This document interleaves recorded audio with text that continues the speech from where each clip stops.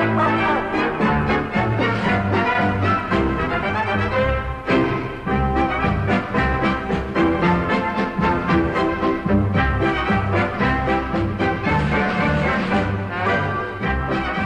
back, everybody. My name is Tim. This is another Real Ideal Gear review, and today we're looking at a watch that has no name. This is a no-name watch. Literally, there's not even a model number for this watch, and I have to say, I really, really like the looks of this watch. I just wish I knew what the model number was or the name of the watch.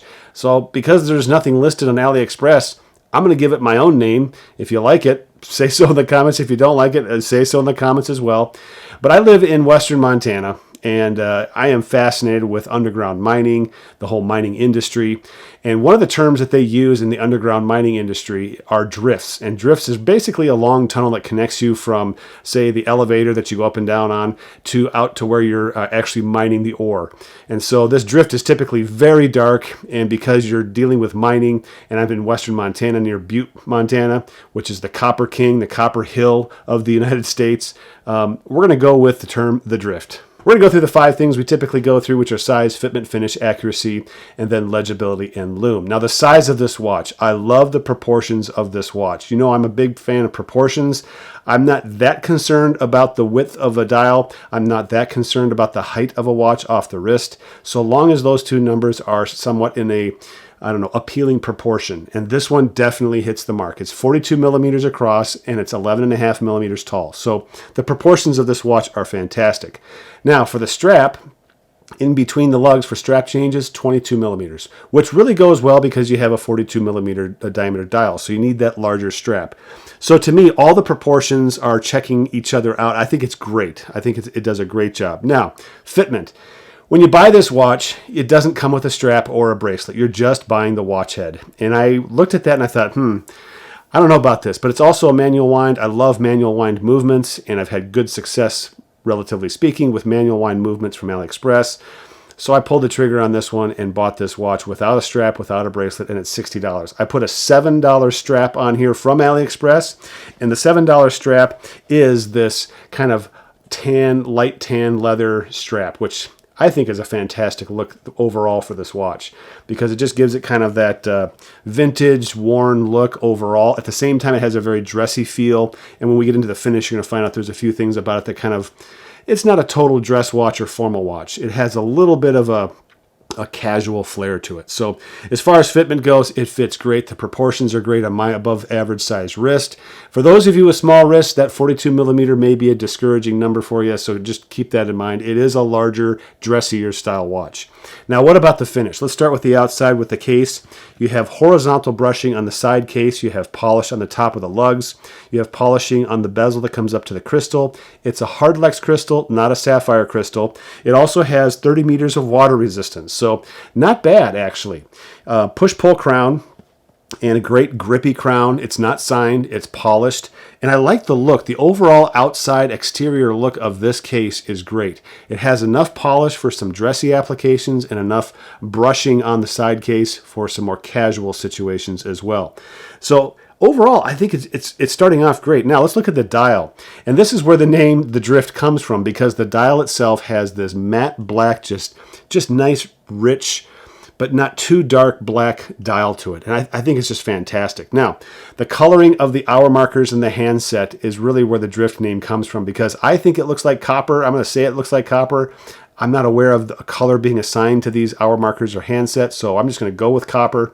But I love that copper, that polished copper look, and that's what this watch has. So the hour markers are all copper polished numbers, and the handset is a polished handset, again, copper colored. And then you have the printed white subdial at 9 o'clock. Kind of a head scratcher, but at the same time, because this is more of a dressier style watch, I'm willing to give more artistic liberty to a dressy style watch or a formal style watch than I would on a sport watch or a dive watch or a field watch. There seems to be like a little bit more latitude around those kinds of dressier style watches. So I'm going to give the latitude to this watch, which is also why I'm okay with the size of the hour marker numbers on this watch when I had such a big issue with them on the Baltony D12, the Dirty Dozen 12. I didn't like that setup at all. It just felt like the field watch was missing some things. But on this watch, because it's more of a dressier style watch, it kind of goes with it. I'm okay with it. It has that artistic liberty. we're just going to say I actually like it. I really do. So the overall combination of the case and the dial, the handset, the hour markers, they all go really well together. The downside to this, we're going to see this on the legibility side. There's a real downside to this watch when it comes to reading it. But at the same time, just a little tweaks here and there. It's fine. It's a dressier style watch. So to me, the finish is great. $60 finish, absolutely. This is way above that $60 finish. I think this punches probably in that $200 to $300 range. I don't see any issues with it. You have a display case back to show off that manual wind movement. And it does have some interesting designs on here. It's a typical manual wind movement that you're going to get from AliExpress. I have the same one on my Rudland Pilot, the F016. Turbine Pilot watch. It's a great movement. That watch has 0 seconds per day error, 0 beat error. So this watch, let's talk about accuracy for a second. Same movement, and I think it's at, here's the video of it, I think it's like 7 or 8 seconds per day positive, and the beat error is like 3. So to me, it's well within specs. It's well within my tolerances of wearing a watch because I swap watches so often. I'm not hugely concerned about that. So it works out just fine. I may go in there and just tweak it just a little bit just because I know that this movement is capable of getting 0 seconds per day on this as far as accuracy goes. So I may play around with it a little bit. But it is a manual wind movement. It is the ST3600. I like this movement a lot. I like the looks of the movement. Overall, great. Now, legibility. This is where this watch really struggles. But it's a dress watch. So in a way, it gets a pass for this. So it's really hard to see the hands. You have this highly polished copper colored handset, the same thing with the hour markers. And so under most lighting conditions, it's difficult to see the handset. It's almost like they disappear. But turn the wrist just a little bit and you're going to get a flash off of some reflected light source. And it's a pin to see. You can see everything on the watch very plain as day. So just a little twist of the arm and you're going to see everything just fine. But at the same time, very difficult to see. And I would say this from the host perspective, this is the most difficult watch I had to photograph of any of the watches that I've had so far.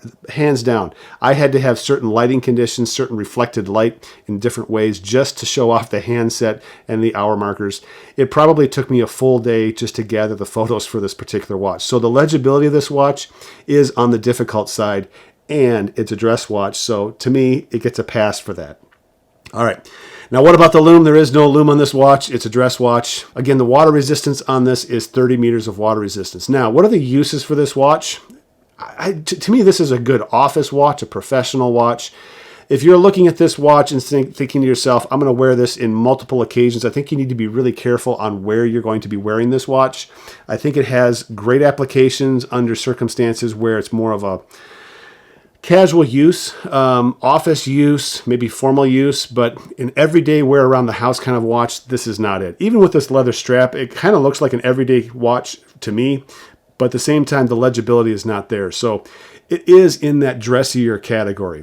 Now, the pros of this watch are it's the movement. I love manual wind movements. If you like manual wind movements, you're going to like this watch. I do like the small second on here.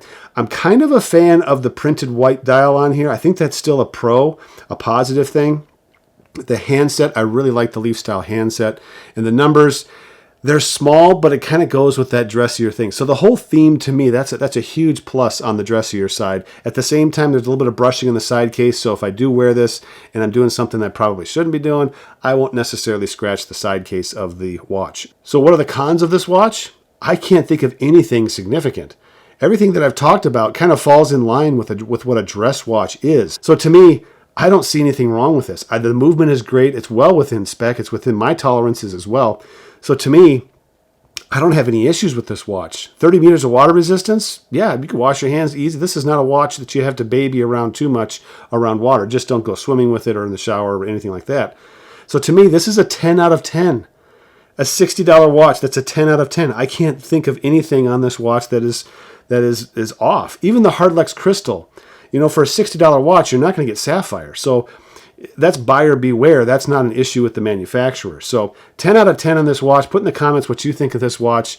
This is it's a great watch. I don't know what else to tell you. So there you go. My name's Tim. This has been another Real Ideal Gear review. Check out my website, realidealgear.com, for any watches that I've reviewed that I'm not hanging on to and selling. I've got a whole bunch on there, and I've got some watches combined with flashlights, kind of an everyday carry type thing. I've got some limited edition watches on there as well. So check out their website, realidealgear.com. We'll catch you guys next time.